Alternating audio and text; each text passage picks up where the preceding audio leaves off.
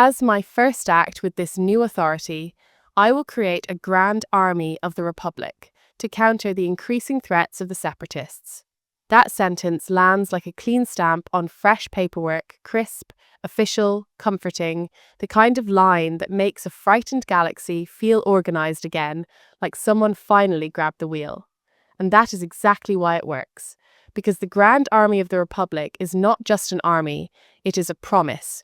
It is a story the Republic tells itself when the lights start flickering, when the Senate chambers feel less like debate and more like panic, when thousands of systems start whispering the same word, secession. For 1,000 years, the Republic sells a certain identity. We are civilized. We are stable. We solve problems with law, with committees, with signatures, with negotiation, and if something truly dangerous rises, the Jedi will handle it. Quietly, cleanly. A few cloaks in the night, a few calm voices, a few elegant moves, and the crisis ends before most citizens ever notice it began.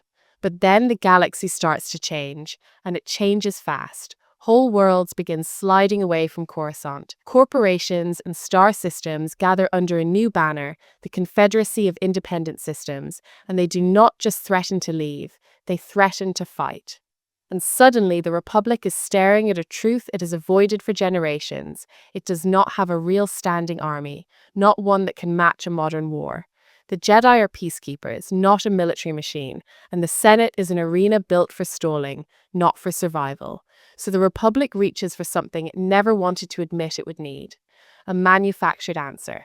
On Camino, on a storm-wrapped world built for secrets, the cloners speak a line that feels like prophecy with a price tag.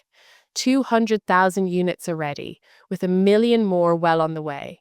And it sounds reassuring, like a supply update, like the galaxy can be saved by inventory. But listen to what that sentence is really saying.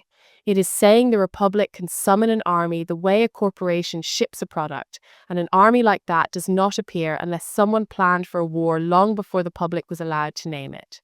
The Grand Army of the Republic comes online at the exact moment the Republic needs it most, which is the kind of coincidence that only happens when a galaxy is being played. At the Battle of Geonosis, the switch flips.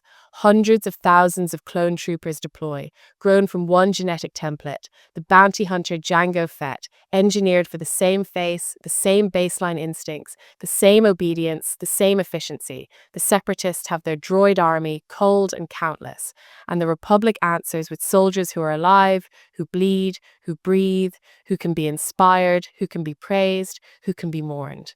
The Republic does not just build a weapon, it builds an image, a heroic army that citizens can emotionally invest in. And they do. Because the clones are easy to mythologize, white armor, identical silhouettes, a chorus of boots and blasters and discipline, they look like order itself, marching into chaos, and in a frightened galaxy, order is addictive. The structure is massive, almost ritualistic in how it scales. Squad to platoon, platoon to company, company to battalion, battalion to regiment, regiment to legion, legion to corps, corps to sector army to systems army, all the way up to the Grand Army itself, a living machine designed to split and recombine across 1,000 battlefronts. It is bureaucracy turned into war, hierarchy turned into motion, and at the top, not a general from a military academy, not a career commander, but the Jedi. That is the pivot that changes everything. The Jedi Knights, who spent 1,000 years as peacekeepers, become Jedi generals because the Senate calls on the Jedi Order to lead this army against the enemies of the Republic. It is framed like duty, like responsibility, like the Jedi stepping forward when the galaxy needs them. But it is also a trap, because once the Jedi are wearing the title general, once they are giving orders and making tactical calls and watching battalions die under their command, their identity shifts. They are no longer only guardians of peace, they are leaders of violence in the name of peace, and the galaxy begins to see them through the lens of war. And the clones are the ones who live inside that contradiction. They are bred for combat. Accelerated growth, battlefield training, specialized units for every environment, cold assault troops, underwater troopers, pilots, ordnance specialists, commandos, ARC troopers, the elite of the elite, all shaped to be the most adaptable infantry force the Republic has ever fielded. And yet, even with all that engineering, the thing that makes them terrifyingly effective is the simplest thing: they can think. Not just calculate, but adapt. Improvise, learn, build instincts that are not in the manual. And under Jedi leadership, they are encouraged to do something the galaxy does not expect from mass-produced soldiers. They become individuals. At first, rank is denoted by color, clean markings for quick battlefield recognition, a system designed for efficiency. Then it fades as the Jedi encourage expression, and suddenly armor becomes identity, personal schemes, unique symbols, small declarations that say, I am not just a unit number. It is subtle, but it matters, because individuality changes what obedience means. It introduces hesitation, it introduces opinion, it introduces the dangerous thought that experience might outrank everything. And for a while, that feels like hope. For 3 years, the Grand Army fights on all fronts across a war-torn galaxy, campaigns in the Outer Rim, assaults, sieges, withdrawals, victories that feel like survival and defeats that feel like the end. Mobility becomes doctrine, walkers like the all-terrain tactical enforcer, bringing stability at the cost of speed. Speed is like the bark expanding range and firepower, artillery pounding positions that once would have been negotiated around. The Republic adapts to modern warfare because it has to, and each adaptation makes it more like the thing it claims to be resisting. Meanwhile, diplomacy withers in the shadow of wartime powers, because in war, everything becomes urgent, and urgency is the easiest excuse in the galaxy. The Senate invests more authority into the Supreme Chancellor. Emergency powers are justified as temporary, always just until the crisis ends, just until the separatists are stopped, just until peace returns. But the crisis does not end, because it is not meant to. Behind the visible war, there is another war, one fought with perception, procedure, and timing. A war where the most important battle is not on Geonosis or Kashyyyk or Coruscant.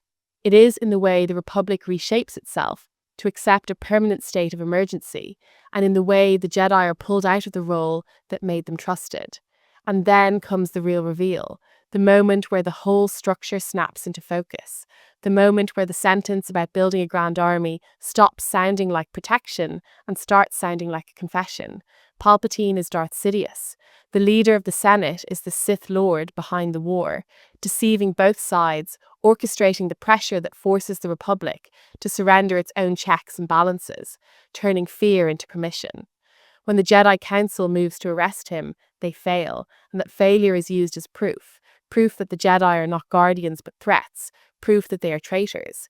And the galaxy, exhausted by war, ready to believe anything that offers closure, accepts the new story. Then a single broadcast goes out, Order 66, and it lands on the clone army like a switch hidden inside the mind, because there was always more to the clones than growth acceleration and training.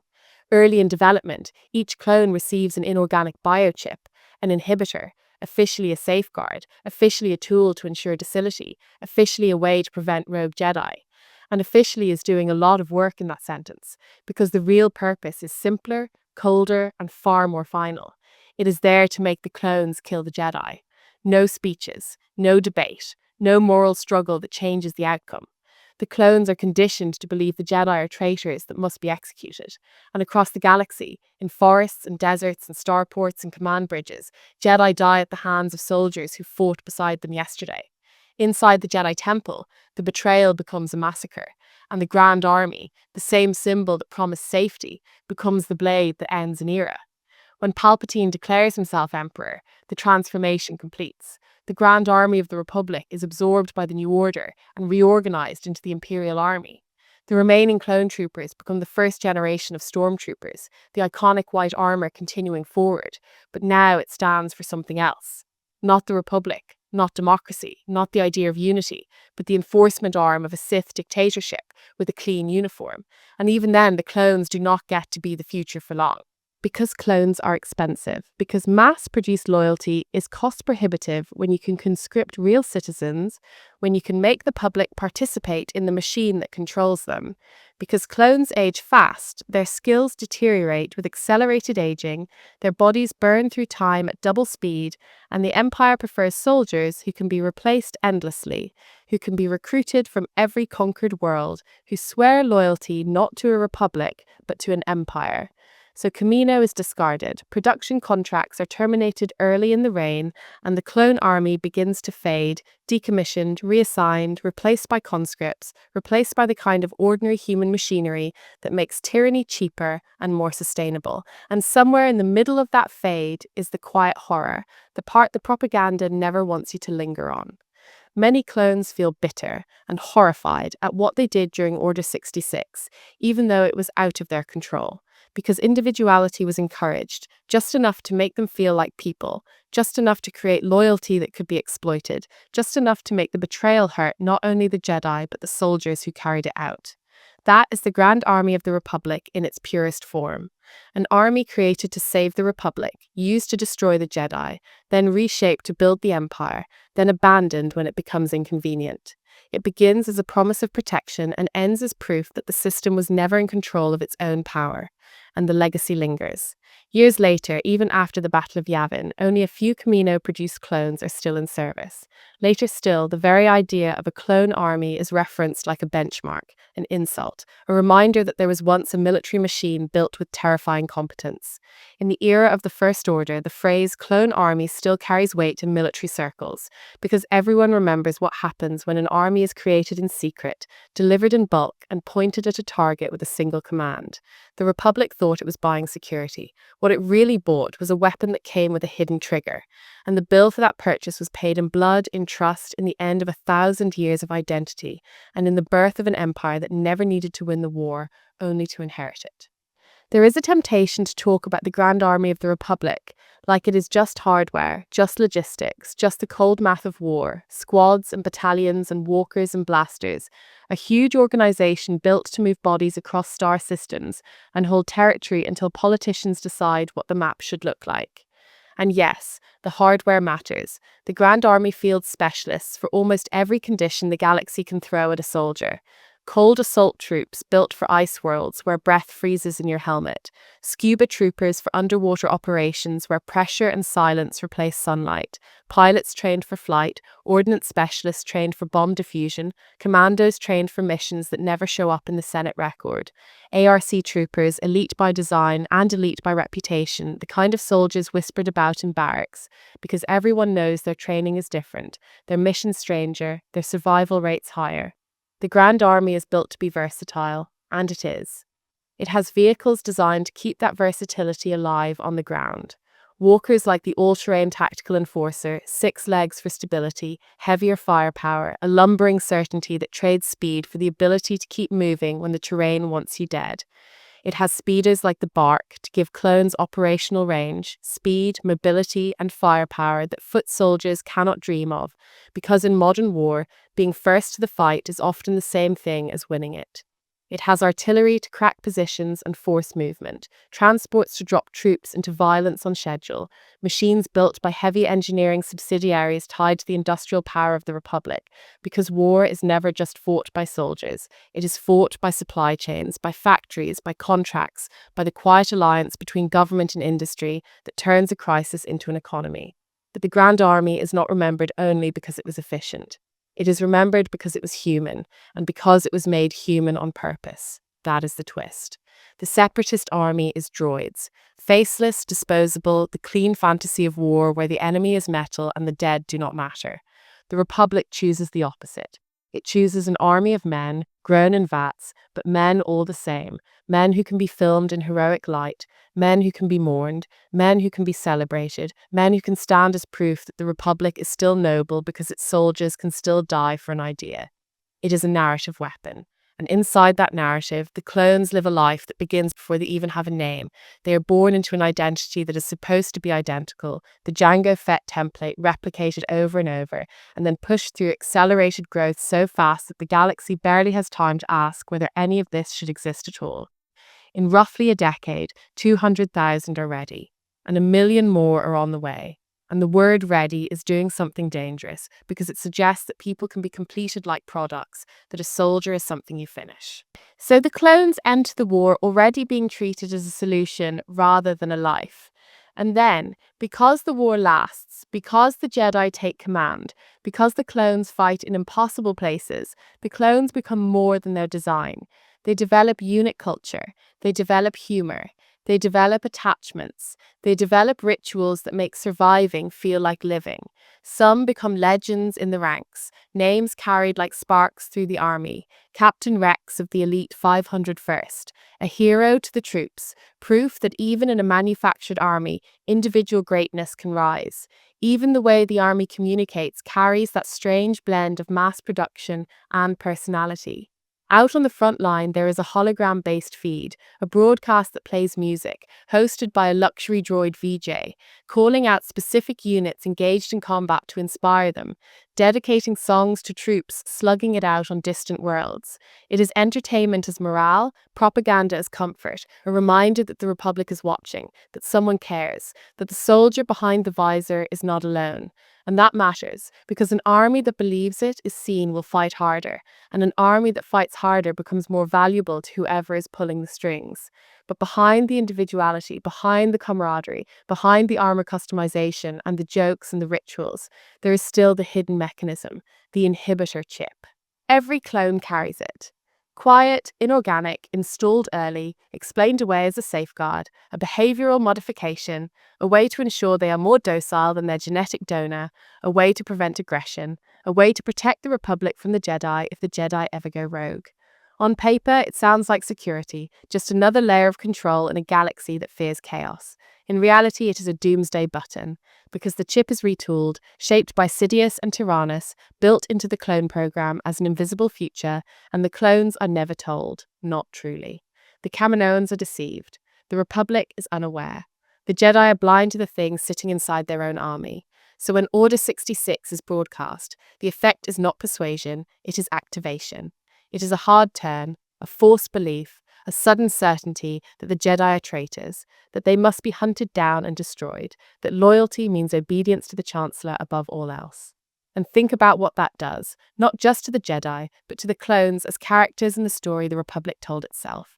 Because the clones were encouraged to be individuals. They were encouraged to feel pride, loyalty, brotherhood, even affection toward their Jedi generals. They fought side by side for years, on the edge of death, building a bond forged under blaster fire. Then the chip turns that bond into a weapon. It makes the clones the perfect assassins for the Jedi because it uses proximity, trust, and routine as the delivery system. It is one of the cruelest kinds of strategy. Not to defeat your enemy on a battlefield, but to turn their closest protectors into executioners. When the Jedi fall, the war is essentially over. Tyrannus is dead. Grievous is dead. Separatist leadership collapses, and the galaxy, exhausted and desperate for closure, accepts the new order almost like relief. Because the Republic has been trained, over 3 years, to believe that safety requires power, and power requires authority, and authority requires one voice. So Palpatine declares the Empire, and the clones, once the heroes of the Republic, become the foundation of its replacement. This is where the image becomes haunting. The same way armor continues forward into the Imperial era, but the meaning is inverted. The clone troopers become stormtroopers. The Grand Army becomes the Imperial Army. The Republic's symbol of unity becomes the Empire's symbol of control. The uniform remains, the story changes, and that is how tyranny works best, by wearing familiar shapes. But the clones are still expensive, and the Empire is pragmatic in the way only a dictatorship can be. Clones are cost prohibitive, says the bureaucracy. Clones are a specialized product line that no longer fits the budget. Clones have developed individuality, says the leadership, and individuality is a liability. Clones age too fast and deterioration is inconvenient. Clones were made for a republic, not for an empire, and loyalty is easier to buy when it is voluntary desperation rather than engineered obedience. So the empire shifts to conscripts, real citizens recruited, drafted, absorbed, an endless supply of bodies from an endless supply of worlds. The stormtrooper becomes not a cloned relic, but a uniform that any young recruit can wear. And that change is not just financial, it is psychological. The Empire does not want a separate soldier class that can look at itself and say we were made for something else. The Empire wants the galaxy to participate in its own enforcement, and the clones, the ones left, begin to vanish into administration, into projects, into quiet corners, decommissioned as their bodies accelerate toward old age. Some carry bitterness, some carry horror, some carry both. Because even if the chip forced their hands, the memory still belongs to them.